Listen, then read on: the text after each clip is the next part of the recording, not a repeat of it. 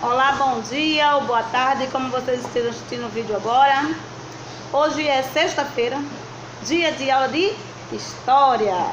Vamos ver? História vai ser a Nova República, página 104, tá bom? A Nova República de 1985 aos dias atuais, os dias que a gente está vivendo hoje, tá bom? A gente vai aprender desde 1985 até os nossos dias de hoje. Então vocês vão ver algumas coisas aqui que vocês já ouviram falar, certo? José Sarney, presidente que assumiu o poder após a ditadura militar, teve dois grandes desafios: desmontar a ditadura, que tinha a ditadura, não foi aquele governo onde a pessoa impunha a ordem, implementando definitivamente a democracia na sociedade brasileira e resgatar a economia. José Sarney teve dois desafios: tirar a ditadura, desmontar, tirar toda a ditadura e colocar a democracia, que até hoje é democracia, tá certo? Ele fez isso. E também ele teve que resgatar a economia, que a economia estava falindo. O dinheiro que estava aqui, que era o cruzeiro, cruzado, não estava mais valendo nada. Então ele teve que renovar esse dinheiro, essa nossa moeda. Veja abaixo os efeitos mais notórios de seu governo, as coisas que mais deu para notar, que mais as pessoas notaram e botou nos livros para a gente estudar e não esquecer.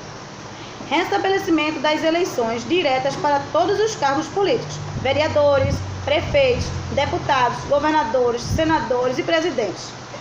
Veja, aí começou já a ter essas votações todas que a gente tem hoje em dia, né? Todas, começou desde 1985. Veja que vocês estudaram desde lá da descoberta do Brasil, do tempo de escravos, e foi estudando até chegar no Brasil República que nós temos hoje, tá? A criação de uma Assembleia Nacional Constituinte para escrever uma nova Constituição. Que mais? Promulgação da Constituição de 1988.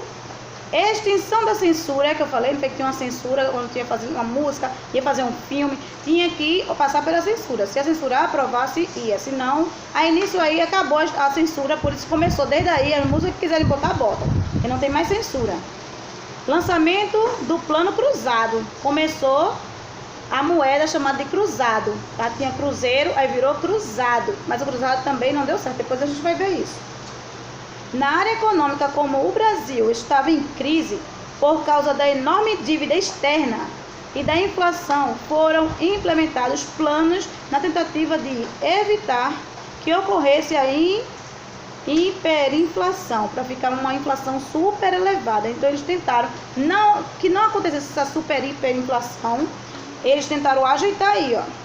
A equipe econômica de Sarney propôs vários planos, e dentre eles o principal foi o Plano Cruzado 1, tá? O Plano Cruzado primeiro, que substituiu a moeda da época, que era o cruzeiro, tá? Tinha o cruzeiro, não disse já o cruzeiro? Aí depois do cruzeiro veio o Cruzado 1, tá certo? Vejam, por uma nova moeda, que foi o cruzado, na proporção de 1000 para 1. Cruzeiro ia ser 1000 cruzados, 1000 para 1, tá certo? Proibiu por tempo indeterminado que preços, aluguéis e taxas de câmbio subissem, para não subir, para não acabar com o povo já estava sem dinheiro, a inflação subindo, as comidas sobem, tudo sobe, né? A gasolina sobe, de tudo. Então ele proibiu subir o preço dos aluguéis, as pessoas precisam morar, senão ia todo mundo para a rua, né? Aluguéis, taxa de câmbio, não podia subir. Criou o gatilho, ou seja, toda vez que a inflação atingisse 20%, os salários deveriam ser reajustados. Tá certo? Se a inflação subisse 20%, o salário aumentava mais um pouco. Subisse 20%, aumentava mais um pouco, era para a pessoa poder também pagar. Como é que ia pagar as coisas se tudo estava aumentando e o salário não? Não dá, né? Mesmo com a população aprovando tais medidas, o plano não deu certo, porque era impossível fiscalizar todos os pontos de venda de produtos. Os comerciantes cobravam ágil valor além da tabela congelada, tá? Tinha uma tabela que valia aquele dinheiro, era para ser aquilo ali, mas as pessoas cobravam a mais.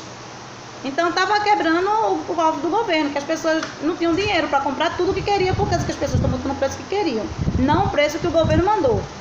pelos produtos que vendiam, e os produtores escondiam suas mercadorias para não venderem pelo preço do congelamento. Estavam guardando para quando parasse de congelar, abrisse normal, eles vendiam mais caro. Não queriam perder o dinheiro, queriam ganhar mais. Olha aí, a Assembleia Constituinte de 1988, olha a foto. Uma bagunça, né, gente? Uma confusão. A Constituição de 1988. A Constituição de 1988 apresentou várias conquistas, entre elas eleição direta para presidente, governadores e prefeitos, tá? Ir lá e votar rapidinho. Direito ao voto para o analfabeto. O analfabeto agora poderia votar, porque antes não, tá? Voto obrigatório entre 18 a 70 anos. De 8 a 70 era obrigatório, né? Voto facultativo para jovens de 16 a 17 anos. Vota se quiser. Hoje também é assim, né? 16 a 17 anos, vota se quiser.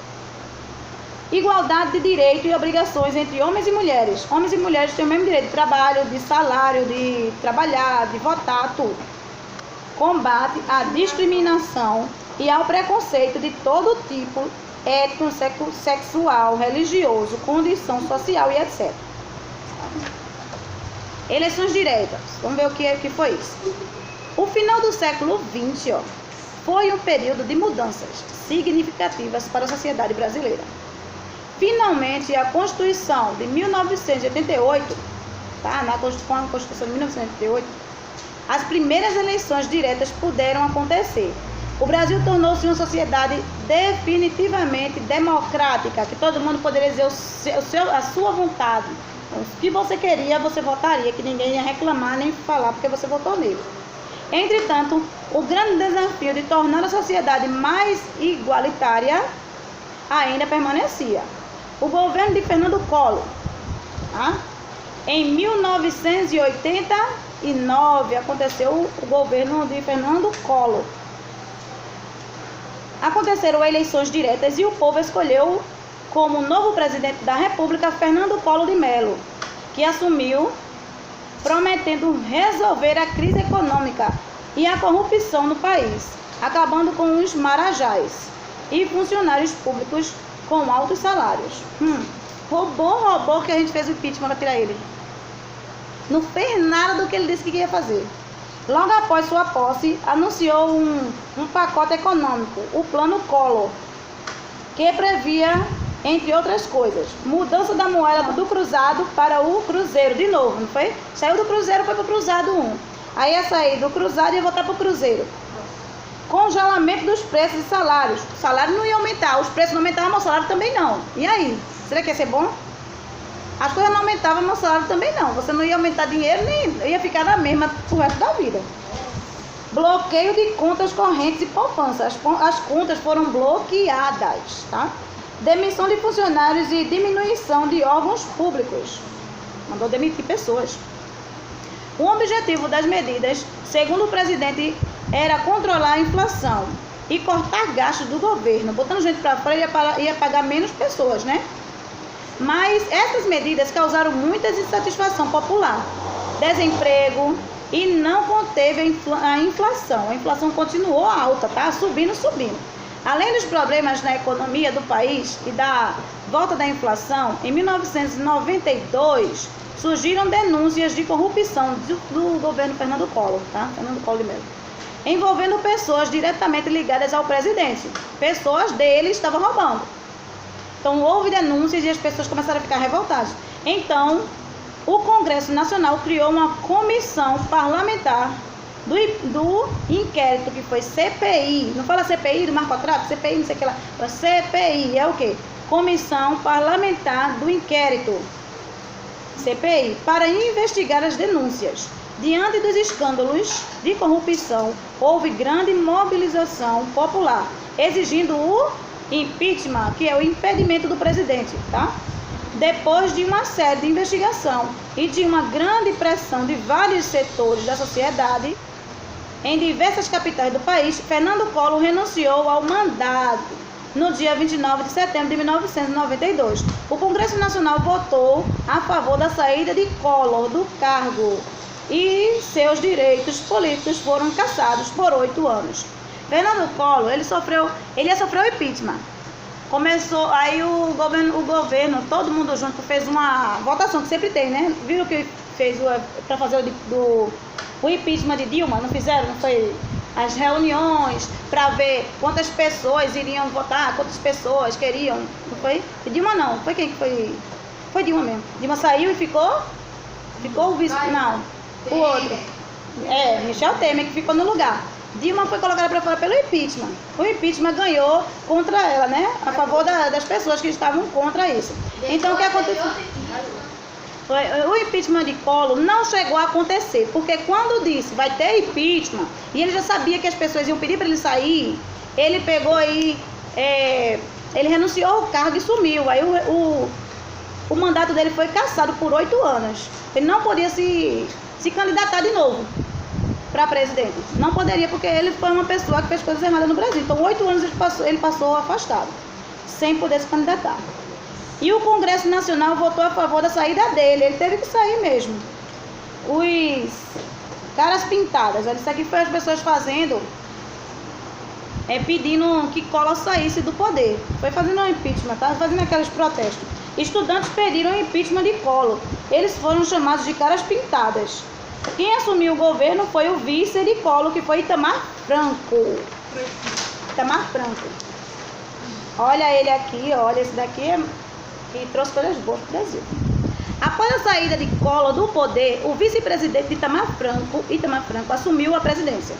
O Brasil se encontrava com uma difícil situação econômica, inflação, desemprego, etc. No seu governo foi montado pelo então ministro da Fazenda, Fernando Henrique Cardoso. Fernando Henrique Cardoso era o ministro da Fazenda de Itamar Franco nesse tempo. O plano real, tá? Que é o dinheiro do real. Olha, eles fizeram, foi Itamar Franco, Itamar Franco que fizeram o plano real. O plano começou a dar certo. Olha, o plano real, plano econômico que criou uma moeda nova chamada de real. O plano começou a dar certo, conseguindo controlar a inflação. Eu tinha mais ou menos uns 13, 14 anos quando isso aconteceu. E aí a gente tinha que andar com uma tabelinha para saber quanto era o cruzado e quanto era o real. Se eu tinha R$2, eu tinha que contar que um real valia 2,75. R$2,75. Aí, cruzados. Aí a gente contava 2 daquele para dar o dinheiro que você queria. Eu quero comprar isso, mas o dinheiro estava em cruzado e você tinha real na mão. Ficava tão difícil de saber. Era muito ruim no começo. Vamos lá. Itamar Franco concluiu seu mandato com grande oportunidade e apoio de Fernando Henrique.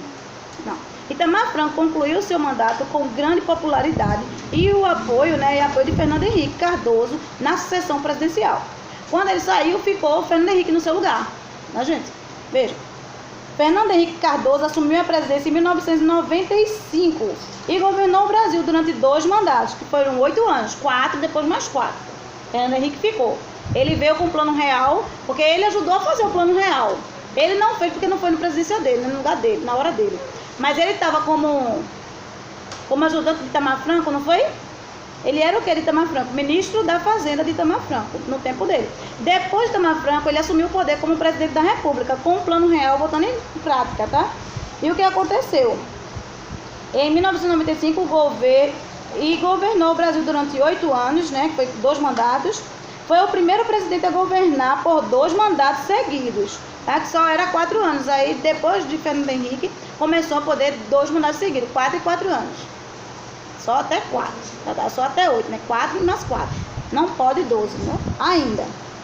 O FHC, como ficou conhecido, ganhou bastante conhecimento como plano real. Com o plano real, tá, gente?